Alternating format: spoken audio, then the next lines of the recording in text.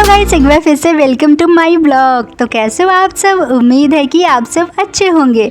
तो गाइस, आज मेरी मॉर्निंग की शुरुआत हो चुकी थी कुछ इस प्रकार।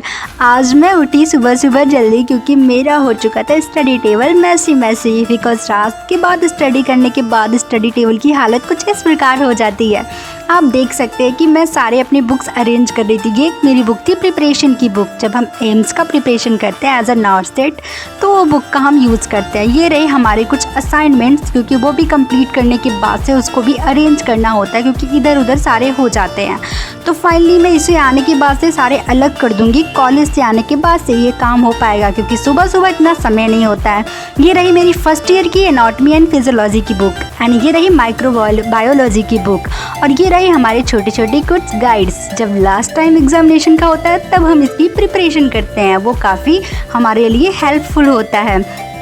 फटाफट मैंने अपने स्टडी टेबल को अरेंज करते हुए सारे अपने पेंट्स और कलर्स और अपने क्रेयॉन्स को अलग रखा, बिकॉज बिना हाइलाइटर्स और क्रेयॉन्स की आप स्टडी पॉसिबल नहीं हो पाती है।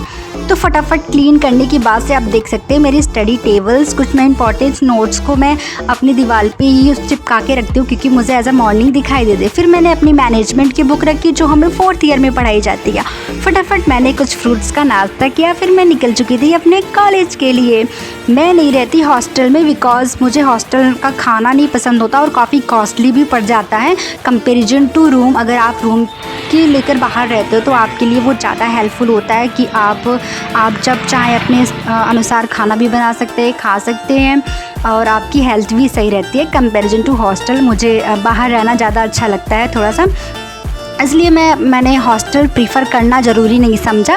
फ़र्स्ट टाइम मैं शुरुआती में कुछ दिनों में हॉस्टल में रही बिकॉज मेरा यहाँ पे पहला दिन था और मुझे यहाँ के बारे में कुछ भी नहीं पता था। तो मैं फटाफट निकल चुकी थी कॉलेज के लिए ऑटो लेके, बिकॉज हम लोग ऑटो से ही जाते हैं कि थोड़ा सा डिस्टेंस पड़ता है और मॉर्निंग के टाइम में जल्दी भी रहता है। तो मैं फटाफट निकल चुकी थी अपने कॉलेज के लिए। गाइस, ये देख सकते हैं आप, रोड भी काफ़ी भीगा दिख रहा होगा ना आप लोगों को, बिकॉज मौसम ही यहाँ का कुछ ऐसा ही है। ये हमारे कॉलेज के पहले पड़ जाता है प्यारा सा लोकेशन, मंदिर भी पड़ता है जस्ट इसके बगल में। फटाफट हम लोग पहुँच चुके थे कॉलेज में, और कॉलेज में मैं जल्दी आ गई थी, इस वजह से अभी आपको कोई स्टूडेंट्स दिखाई नहीं दे रहे होंगे। और अभी आप देख सकते हो ना, बारिश आने की वजह से पूरा हम लोग का कॉलेज का कैंपस कितना, मतलब जो घास है ना ग्रीन पूरी कितनी अच्छी लग रही है और सारे पत्ते एकदम खिल उठे हैं। कॉलेज पहुंचने से पहले सबसे पहले करते हैं हम बायोमेट्रिक करने के बाद से मैं पहुंच चुकी थी अपने क्लास के लिए। ये रहा मेरा floor. After the class and हम लोग निकल रहे थे घर के लिए बिकॉज हम लोग अंदर का वीडियोस रिकॉर्ड नहीं कर पाते, हाँ, क्योंकि हमें फ़ोन अलाउज नहीं होते हैं। जब आपका क्लास एंड होता है तो हमें क्लास एंड होने के बाद से फिर से फ़ोन वापस मिल जाता है। आज अ मॉर्निंग टाइम में हमारा फ़ोन रहता है सबमिट।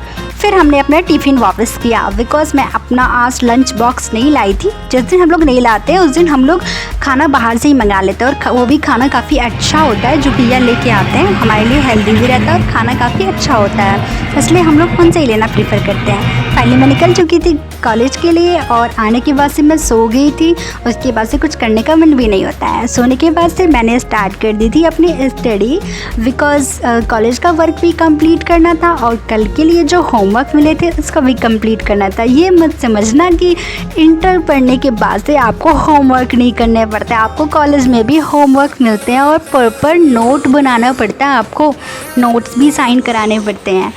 पढ़ाई कंप्लीट करने के बाद से मैं करूँगी अपने घर के काम, और आप अपना ख्याल रखना। मिलते हैं आपसे नेक्स्ट व्लॉग में। Thanks for the watching.